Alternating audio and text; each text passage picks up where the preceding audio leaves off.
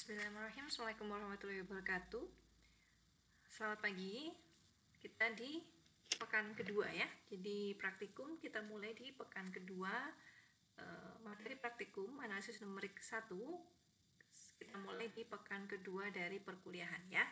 Jadi materi kuliah sudah dapat, baru kita lanjutkan dengan praktikum. Jadi praktikum analisis numerik 1 ini bebannya sebanyak 1 SKS, tapi waktunya dua kali lipat dari kuliah ya. Kenapa? Karena kalian butuh mencoba lebih banyak dibandingkan di kuliah. Nah, pada praktikum analisis numerik 1 kali ini, di pekan pertama, saya akan memberikan materi terkait bilangan biner dan analisis error ya. Jadi, kenapa menjadi hal yang penting gitu ya? Kenapa kok perlu dilakukan atau kenapa kalian perlu tahu tentang bilangan biner dan analisis error? Nah, bilangan biner sendiri itu adalah bilangan yang mendasari perhitungan komputasi. Jadi bilangan biner itu namanya B2 gitu ya. Jadi bilangan yang basisnya 2. Kalau yang selama ini kita tahu, yang sering kalian tahu, desimal. Desi berarti dari desa ya. Berarti artinya bilangannya itu berbasis 10. Nah, sedangkan yang digunakan di komputer adalah bilangan berbasis biner, yaitu 0 dan 1 ya. Jadi bilangan desimal bisa dikonversi ke biner, biner bisa dikonversi ke desimal. Kita akan pelajari di pertemuan kali ini. Kemudian yang kedua, selain bilangan biner, kita juga akan mempelajari mengenai analisis error. Jangan khawatir dengan kata analisis di sini, karena yang kita lakukan tetap perhitungan, jadi bukan membuktikan teorema gitu ya. Jadi jangan jangan ketakutan dulu dengan bahasa analisis di sini ya.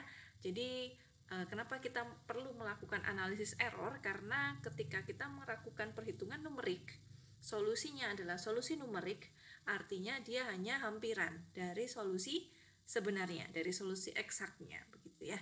Sehingga artinya akan ada error antara solusi yang sebenarnya dengan solusi aproksimasinya, karena kita kerjakannya dengan menggunakan numerik. Nah, ada beberapa jenis error yang bisa dihasilkan dari perhitungan numerik.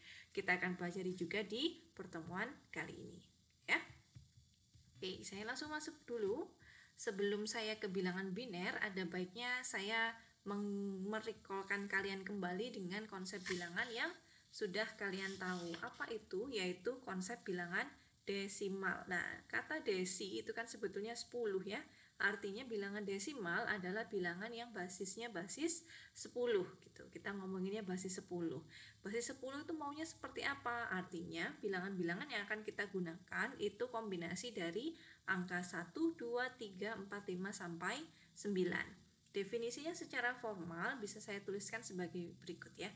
Kalau saya punya bilangan bulat positif n besar, maka saya bisa menuliskan n besar itu sebagai ekspansi dari kombinasi AK, AK-1 sampai A0 gitu ya. Dimana AK-nya itu kali 10 pangkat K, AK-1 dikali 10 pangkat K-1, dan seterusnya sampai di A1 dikali 10 pangkat 1, ditambah A0 dikali 10 pangkat 0. Sehingga n besar sendiri itu bisa dituliskan dalam notasi desimal, yaitu bentuknya seperti ini gitu ya. Jadi AK sampai A0 itu adalah bilangan-bilangan anggotanya 1, 2, 3 sampai 9. Gak ada 10 ya. Jadi kalau kita ngomongin basisnya basis 10, maka bilangannya adalah 1 sampai 9. Kalau kita berbicara tentang bilangan basis 8 katakan, artinya bilangan-bilangan yang kita pakai adalah kombinasi 1, 2, 3, 4, 5, 6 sampai 7. Kalau kita berbicara bilangan basis 3 katakan, maka yang kita bicarakan bilangannya adalah 0, 1, 2 gitu ya. Ya ini harusnya ada nolnya ini. Kemudian kalau kita ngomongin bilangan biner, artinya kemungkinannya hanya menggunakan bilangan biner atau basis 2, maka bilangan yang kita gunakan adalah 0 dan 1 gitu ya. Contoh gimana Bu? Misalkan saya punya 1563, maka 1563 ini adalah bilangan basis 10. Kenapa? Karena dia memenuhi definisi N yang ini ya. Jadi dia memenuhi definisi N yang ini gitu. Jadi saya bisa ekspansikan 150 1563 menjadi 1 kali 10 pangkat 3 ditambah 5 kali 10 pangkat 2 ditambah 6 kali 10 pangkat 1 ditambah 3 kali 10 pangkat 0, sehingga saya dapatkan 1000 ditambah 500 ditambah 60 ditambah 3 akan sama dengan 1563. Kenapa kok perhitungan itu di matematik sering menggunakan desimal, Bu? Jangankan di matematik ya, di sains, di ilmu pengetahuan, baik biologi, fisika, kimia, maupun bidang-bidang yang lain, ekonomi pun kalau pakai perhitungan kita pakai hitungannya desimal gitu. Kenapa kok di kehidupan nyata kita lebih sering menggunakan bilangan desimal? Karena bilangan desimal itu ya perjanjian saja sih, sebetulnya dasarnya adalah perjanjian, dan menurut saya sih karena lebih enak ya.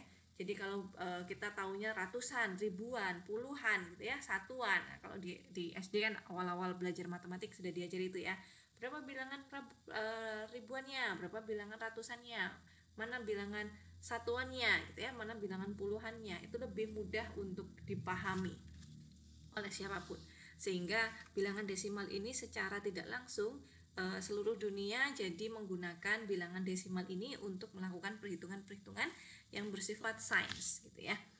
Oke, kemudian dari bilangan desimal kita beralih ke bilangan biner. Nah, bilangan biner, kalau tadi bilangannya desimal, maka di sininya 10 ya. Kalian bisa lihat tadi, saya kembalikan sedikit ke atas, bahwa di sininya adalah 10. Oke ya, karena dia basisnya basis 10. Nah, kalau basisnya saya ubah, misalkan jadi basis 3, maka di sini berubah jadi 3. Kalau basisnya jadi basis 5, maka 10-nya berubah jadi 5 gitu ya. Begitu juga kalau saya mau mencari bilangan biner. Bilangan biner, maka kalau saya deskripsikan si n besar ini adalah bilangan biner, n besar ini bisa saya tuliskan sebagai ekspansinya seperti ini, dimana dia BK dikali 2 pangkat K. Saya hapus sedikit biar bersih ya lihatnya. 2 pangkat K, lalu ini 2 pangkat K min 1, mungkin perlu saya perbesar. Oke. 2 pangkat 1, B1 kali 2 pangkat 1, B0 kali 2 pangkat 0 ya. Karena kalau tidak dibesarkan, kadang kalau dilihat di YouTube jadi lebih kecil ya. Kadang kalian lihatnya di HP jadi nggak terlalu kelihatan. Oke, jadi saya kembalikan lagi ya, saya ingatkan kembali, kalau kita berbicara tentang bilangan desimal, maka 2 di sini berubah menjadi 10. Kalau kita berbicara bilangan basis 8, maka 2 di sini berubah jadi 8. Kalau kita bicara bilangan basis 3, maka 2 di sini berubah jadi 3. Kalau kita bicara bilangan basis 2 atau biner, maka pengalinya di sini adalah 2 gitu ya. Jadi sebetulnya konsepnya bisa satu konsep bisa dibuat untuk semua basis bilangan. Nah, karena saya sudah singgung tadi di awal bahwa bilangan biner itu hanya menggunakan 0 dan 1. 2 sendiri akan masuk lagi ke 0 gitu ya, berulang lagi ke 0. Contohnya adalah tadi, kalau desimalnya adalah 1563, saya bisa tuliskan n-nya dalam bentuk biner. Kalau ini kan basis 10 ya. Saya zoom sedikit. Jadi 1563 ini adalah basis 10. Basis binernya berarti bentuknya seperti apa? Bentuknya adalah yang ini gitu ya, yang ini. Jadi kalau 1563 saya tuliskan dalam bentuk biner, dia menjadi 110000110111. Bagaimana saya bisa tahu, Bu, bahwa bilangan biner ini ternyata desimalnya adalah 1563 gitu ya? Jadi caranya adalah dikembalikan ke definisinya tadi. Masukkan saja ke definisi di sini. Jadi setiap digitnya kalian kalikan, jadi dihitung ada berapa digit, 1, 2, 3, 4, 5, 6, 7, 8, 9, 10, 11. Maka karena kita mulai dari 0 ya, artinya di sini mulainya 0 sampai 11 pangkatnya. Jadi ada 0 sampai 10. Jadi 1 dikali 2 pangkat 10, 1 dikali 2 pangkat 9, 0 dikali 2 pangkat 8, 0 dikali 2 pangkat 7, 0 dikali 2 pangkat 6, 0 dikali 2 pangkat 5, 1 dikali 2 pangkat 4, 1 dikali 2 pangkat 3, 0 dikali 2 pangkat 2, 1 dikali 2 pangkat 1, dan 1 dikali 2 pangkat 0 gitu ya. Jadi pangkat tertingginya adalah banyak digitnya dikurangi 1. Perlu dihafal sebetulnya, cukup kalian pahami definisinya tadi. Nah, ketika dihitung, ternyata saya bisa jumlahkan semuanya dan saya dapatkan angka desimalnya, 1563. Sepenting apa sih, Bu, untuk mengubah dari desimal ke biner, biner ke desimal? penting ya, karena secara kehidupan nyata gitu, ketika kita tidak berhadapan dengan komputer, di kehidupan nyata ngobrol antar sesama manusia atau ngobrol sesama orang sains gitu ya, kita bilangnya semua bilangan dalam bentuk desimal. Nah, basisnya basis bilangan desimal atau basis 10 gitu ya. Tetapi komputer yang kita gunakan itu menggunakan basis 2 atau bilangan biner. Nah, artinya untuk bisa, komputer ini kan alat ya. Kalau penggunanya sendiri tidak bisa memahami alatnya, maka alatnya nggak akan bisa digunakan. Agar kita bisa saling memahami, si komputer yang benda mati ini bisa memahami kita yang harus bisa mengetahui, oke, cara kerjanya komputer adalah menggunakan bilangan basis 2, dan saya bisanya secara manusia, bahasa manusianya, saya bisa saya taunya itu bilangan desimal. Maka saya harus tahu bagaimana mengkonversi dari bilangan biner ke desimal maupun dari bilangan desimal ke biner gitu ya. Walaupun sebenarnya sekarang sudah berkembang ya, bagaimana cara menghitung, mengkonversi ini sudah banyak di mana-mana, tapi sebagai mahasiswa di matematik, saya rasa Anda harus mengetahui bagaimana konversinya. Jadi logikanya tahu gitu, nggak sekedar pakai gitu ya. Oke, jadi oke, ini saya kecilkan sebentar biar terlihat semua. Oke, kemudian saya masuk ke perhitungan komputasi ya. Ini tadi yang saya singgung sedikit, kenapa kita harus tahu konversi dari bilangan basis 10 ke basis 2 maupun sebaliknya. Karena perhitungan matematik itu kita menggunakan sistem bilangan basis 10. Ini perhitungan matematik secara kertas ya. Jadi kalau matematik itu kan identik mengkotret, mengoret-oret di atas kertas. Nah, itu menggunakan bilangan basis 10 ya. Aja barik di atas kertas itu pakai basis 10, sedangkan komputer yang kita gunakan menggunakan sistem bilangan basis 2, benar dan salah gitu ya, 0 dan 1 atau bilangan biner. Jadi untuk bisa memahaminya kita harus bisa membuat komputer ini mengkonversi sistem bilangan 10 ke basis 2 lalu dikembalikan lagi ke basis 10. Jadi kita mau inputnya basis 10 diproses gitu ya, di black boxnya itu kita hitung menggunakan, jadi sistem inputnya kita lakukan proses dulu jadi basis 2 biar dipahami sama komputer, lalu dikerjakan oleh komputer, lalu outputnya di hasil akhirnya itu kita kembalikan lagi ke basis 10 agar kita juga bisa memahami hasil yang sudah dikerjakan oleh komputer gitu ya. Oke. Contoh, buatlah program Octave untuk membuktikan perhitungan berikut ini. Oh iya, untuk praktikum analisis numerik ini, Anda bisa menggunakan program Octave. Octave ini adalah free software ya, bisa di-download di Google, cari saja download Octave free gitu ya. Atau kalau tidak mau pakai Octave, ada yang atasnya sedikit adalah program MATLAB. Tapi kekurangannya MATLAB itu berlisensi ya. Berlisensi, jadi bukan free software, jadi tidak semua orang bisa menginstal di laptop. Di lab kita sendiri itu bisa menggunakan MATLAB, tapi sayangnya karena kondisi memang pandemi, jadi kita sesuaikan saja agar bisa dikerjakan di rumah masing-masing, di laptop masing-masing. Silahkan mendownload dan menginstal program Octave ya di laptop masing-masing. Jadi program MATLAB itu kalau bisa MATLAB pasti bisa Octave. Kenapa? Karena bahasanya MATLAB dan Octave itu sama ya. Jadi nggak ada masalah yang krusial gitu ya. Oke, kemudian ini bisa kalian coba-coba warming up ya, karena sudah libur 2 bulan ya, libur 2 bulan kadang kepikirannya itu jadi agak lupa-lupa gitu ya, butuh dipanaskan sedikit agar bisa bisa cepat lagi mikirnya gitu ya. Nah ini maksud saya cepat berpikir dalam bidang akademis ya, karena bisa jadi 2 bulan kemarin banyak hal non akademis yang aktivitas kalian lebih kecenderung hal-hal akademis dari hal-hal non akademis daripada yang akademis. Nah ini latihan coding 1, bisa kalian coba buat program untuk menghitung jumlahan dari 0,1 kalau dijumlahkan sebanyak 100.000 kali ya. 100.000 kali. Nah, secara matematis kalau kita hitung secara mat gitu ya, itu dapatnya 0,1 dikali 100.000 dapatnya 10.000.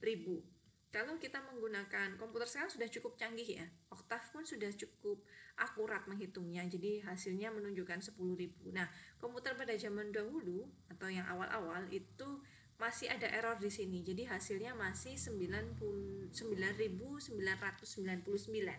Jadi ada error 1 gitu ya.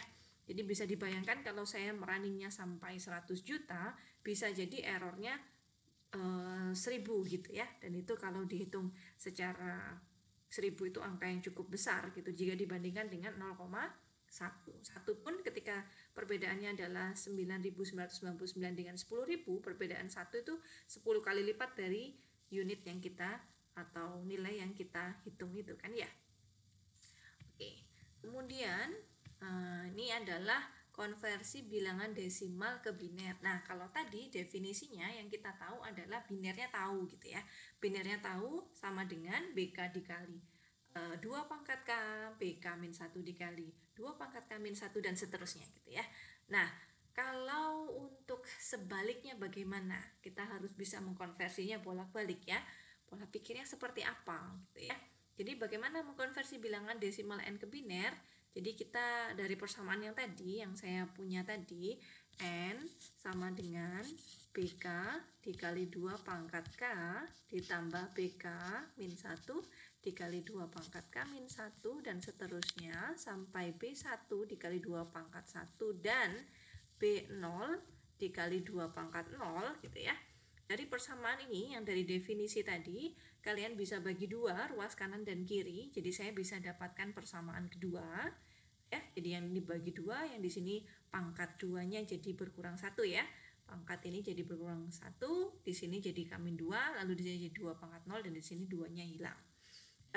Dibagi dengan 2. Nah, perhatikan bahwa sisa pembagian N dengan 2 adalah B0. Ya, jadi kalau saya bagi sisa pembagian N dengan 2, ini dibagi 2 habis, ini dibagi 2 habis, ini dibagi 2 habis. Nah, sisanya tinggal yang B0 per 2 gitu ya. Misalkan saja bahwa saya definisikan N per 2 itu sama dengan sesuatu H0 yang habis dibagi 2 ditambah B0 per 2. Maka persamaan 2 bisa saya tuliskan sebagai H0, jadi N per 2 itu bisa saya gantikan jadi ini ya, ini disubstitusi aja sebetulnya. Jadi caranya adalah menuliskan ini, bentar saya hapus yang ini ya, kadang suka begitu, mau menghapus malah mencoret-coret ya.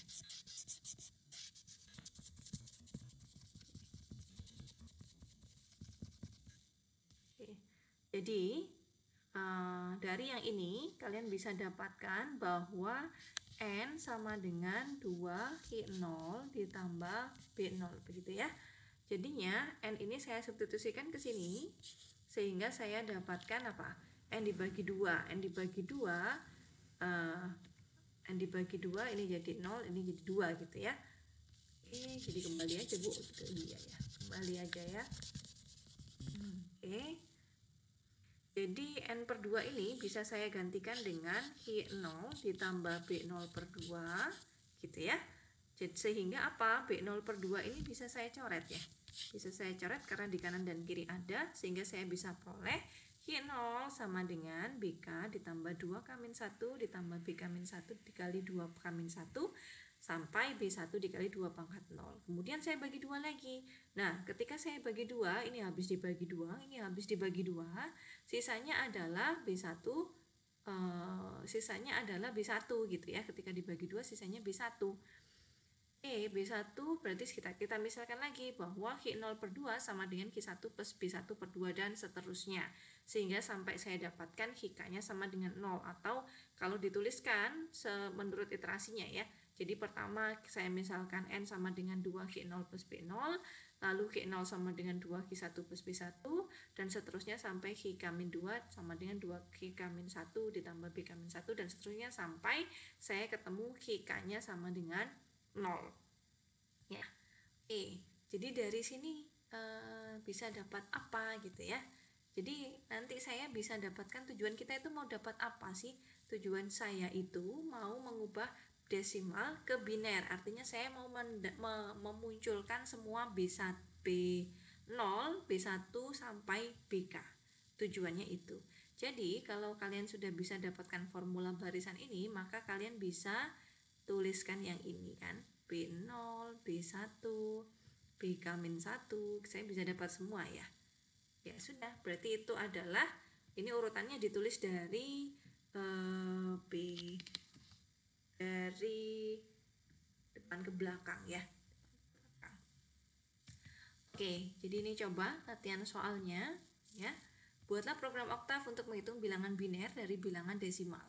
Jadi ini yang bilangan biner dari bilangan desimal, kemudian tentukan bilangan biner dari 1563. Kemudian buatlah program Oktav juga untuk menghitung bilangan desimal dari bilangan biner. Desimal dari bilangan biner. Lalu kalian bisa coba yang tadi kita coba 110000111011, apakah betul bilangan desimalnya adalah 1563. Jadi dua ini sebenarnya ekuivalen ya. Ini kita bicara di basis 10, sedangkan yang ini kita bicara bilangan basis 2 gitu. Kemudian selanjutnya adalah coba tentukan bilangan biner untuk 0,7. Nah, 0,7 ini ada di himpunan bilangan desimal ya.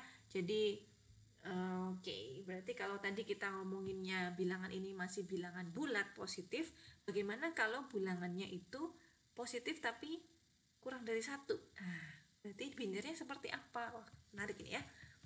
Oke, jadi ada definisi untuk pecahan desimal ke biner, bagaimana mengkonversinya.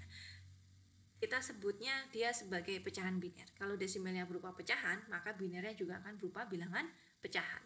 Nah, pecahan biner kita tuliskan sebagai penjumlahan pangkat negatif 2.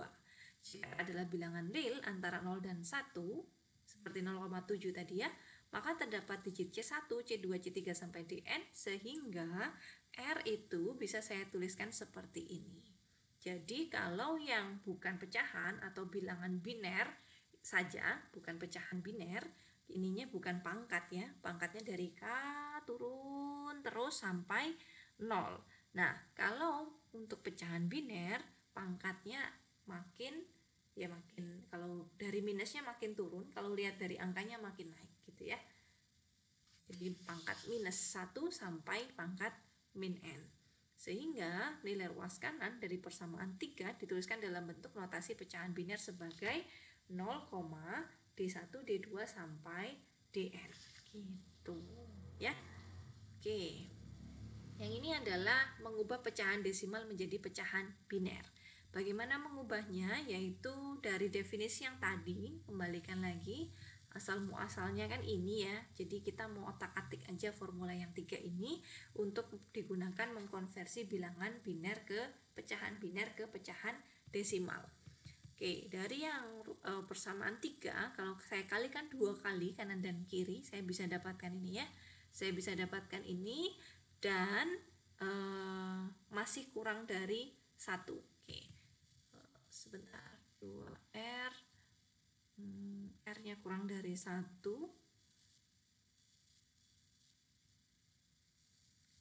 Oke, 1 ini 0 dan 1 ya. Oke. Saya kalikan 2 kanan dan kiri, saya bisa dapatkan 2R ini masih kurang dari 1 ya. Kurang dari 1, kemudian D1 adalah bagian bulat dari 2R ya. Ini sudah bukan gak dikalikan lagi sama 2 pangkat min kan ya, gak dibagi 2. Jadi saya bisa dapatkan D1 adalah bilangan bulat dari 2R, maka kita simpanlah D1 sebagai bilangan bulat dari 2R gitu ya. Kalau di oktav kita bisa pakai fungsi ambil depannya, fungsi floor berarti. Kemudian bagian pecahan dari 2R kita notasikan lagi. Jadi ini sudah diambil, sekarang kita notasikan ini. Sisanya ini sebagai F1. Nah, kita tuliskan F1 itu sebagai fraksional atau pecahan dari 2R. Ya. Kemudian kembali dengan pola yang sama, kalikan lagi dengan 2 kanan dan kiri sehingga saya dapat D2 sebagai bilangan bulat dari 2 F1 gitu ya. Ini fraknya kurang. Ya. Kemudian kita definisikan bahwa ini sebagai F2 yang sama dengan fraksional atau bilangan bulat dari 2 F1. Kemudian dilakukan lagi langkah-langkah berikut sehingga bisa saya dapatkan semua D sebagai bilangan bulat dari 2FK-1 dan saya bisa dapatkan FK di mana FK adalah pecahan dari 2FK-1 gitu ya. Oke, kemudian contohnya. Nah, kalau nggak pakai contoh kadang nggak kegambar ya. Kadang karena memang masih transisi dari sistem perkuliahan di SMA atau di pondok atau di MA dengan sistem perkuliahan di kampus itu kadang masih harus diberikan contoh agar bisa lebih tergambar maunya itu seperti apa ya. Oke, kemudian contohnya adalah begini. Tentukan pecahan desimal dari pecahan biner 0,01 dengan basis 2. Ini pecahan biner ya, karena ini 2 ini menunjukkan basisnya saja sebetulnya. Nah, maksudnya garis atas ini apa, Bu? Gitu ya. Maksudnya garis atas ini artinya bilangan ini 01 selalu berulang gitu. Jadi sebetulnya dia dituliskannya begini. 01 01 01 01 01 sampai tak hingga kali. Cara menuliskan lebih singkatnya karena di sini berpola ya. Ini sama dengan ini sama dengan ini. Nah, ini kan ternyata dia berpola 0101. Jadi kita tulis sebagai 0,01 barnya ditaruh di atas. Gitu ya. Oke. Nah, kalau menghitungnya gimana? Oke, ini 0101 karena berulang kan dan seterusnya gitu ya. Ketika dihitung dapatnya adalah ini 0 hilang, tinggal yang pangkat genap. Pangkat genap jadi 2 pangkat min 2, 2 pangkat min 4, 2 pangkat min 6 dan seterusnya. Bisa dituliskan sebagai sigma 2 pangkat min 2 pangkat i gitu ya. Kemudian saya bisa keluarkan yang saya jumlahkannya dari 0 saja, tapi saya kurangi dengan 1. Kalau pangkat 0 kan 1 ya, artinya sama saja. Kalau saya kurangi 1 ini ekuivalen ini dan ini ya, ini dan ini akan tetap ekuivalen. Lalu saya bisa jumlahkan menggunakan deret geometri. Deret geometri di mana rasionya adalah 1/4, betul ya? 2 pangkat min 2 itu kan 1/4 dengan A-nya atau suku pertamanya adalah 1. Jadi saya bisa dapat 1/1 min 1/4 sebagai jumlahan deret geometrinya. Ini tinggal dihitung saja. Dihitung saya dapatnya sepertiga. Jadi pecahan biner 0,010101 dan seterusnya bisa dituliskan sebagai pecahan biner 1/3 gitu ya. Oke, kemudian tentukan pecahan biner dari pecahan desimal 0,7. Nah, ini kebalikannya. Jadi saya tahu desimalnya, lalu silahkan hitung pecahan binernya bentuknya gimana. Seperti yang tadi, 2R. Oke, 2R. R-nya tadi kan berapa? 0,7 ya. Jadi R-nya 0,7. 2 kali 0,7 adalah 1,4. Diambil saja bilangan bulatnya. Jadi D1 jadi 1 gitu ya. Bilangan bulatnya 1 jadi 1. Sisanya adalah 0,4 ya. 0,4 simpan sebagai F1. Kemudian untuk menghitung 2F1 tinggal dikalikan F1-nya ini. Ini dikalikan 2. Jadi saya bisa dapat 0,8. Ambil bilangan bulatnya 0 sebagai D2 dan ambil bilangan desimalnya 0,8 sebagai F2. Begitu seterusnya. Kemudian F2 0,8 bisa dimasukkan ke F2 di sini. 2 kali F2 1,6 ya, karena F2-nya 0,8. Saya bisa dapat D3-nya. D3-nya adalah 1, ambil dari 1 ini dan sisanya 0,6 pindah ke F3. Dan seterusnya kalian bisa lakukan nanti ketemu polanya. Saya hapus dulu biar nggak terlalu bertumpuk-tumpuk. Oke, jadi dapatnya apa? Dapatnya adalah ini 0,1011001 gitu ya. Saya tuliskan di sini aja. 0,1 dari sini ya. 1 ini, kemudian 0 ini, kemudian 1, kemudian 1, kemudian 0, kemudian 0, kemudian 1. Nah, apakah berpola, Bu? Saya tidak bisa melihat polanya gitu ya. Nah, kalau kalian teruskan itu dia akan berpola di 0110 ini. Jadi kalau kalian teruskan sampai F7 dan F8 ini akan dapat 10. Dan ini sama dengan pola depannya. Nah, nanti dia akan kelipatan setiap 4 begitu. Itu kenapa ini dituliskan sebagai dan seterusnya ya. Jadi dituliskannya sebagai 0,10110 dengan garis di atasnya, atau bisa dituliskan begini. Gitu ya. Bisa dipahami ya. Oke, kemudian ini latihan soal kedua, bisa dicoba, buatlah program. Jadi kalau sudah tahu manualnya, bisa dibuat program. Nah, ini penting ya. Jadi kenapa kita harus tahu pola berpikirnya dulu sebelum membuat program. Jangan, kalau belum terbiasa dengan programming, saya sarankan untuk melakukan kotretan dulu di atas kertas, logikanya seperti apa, mungkin dibuat flowchartnya dulu agar lebih memudahkan. Baru kalian berhadapan buka laptop, baru buka softwarenya, Octave atau MATLAB-nya, lalu bisa dicoba di situ. Kalau kalian belum tahu manualnya, lalu kalian sudah buka Octave atau MATLAB, sudah pusing duluan. Ya, ngetik kanan, ngetik apapun akan salah gitu menurut saya. Kecuali kalau sudah terbiasa tanpa buat flowchart, tanpa harus mengotret. Oke, saya sudah memahami bahasa pemrogramannya, bisa dilakukan langsung buat program di softwarenya gitu ya. Itu saran dari saya. Jadi setiap mahasiswa saya rasa punya punya karakter belajar sendiri-sendiri. Nah, jadi saya betul-betul percaya bahwa kalian adalah mahasiswa-mahasiswa mandiri ya, yang bisa menyesuaikan pola belajar dengan materi yang diberikan dengan sangat baik.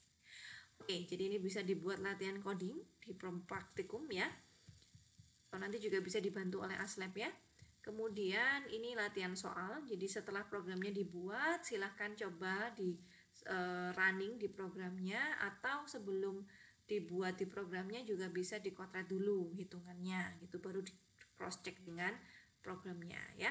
Kemudian selanjutnya terkait analisis error akan saya lanjutkan di materi atau di video pembelajaran yang kedua ya.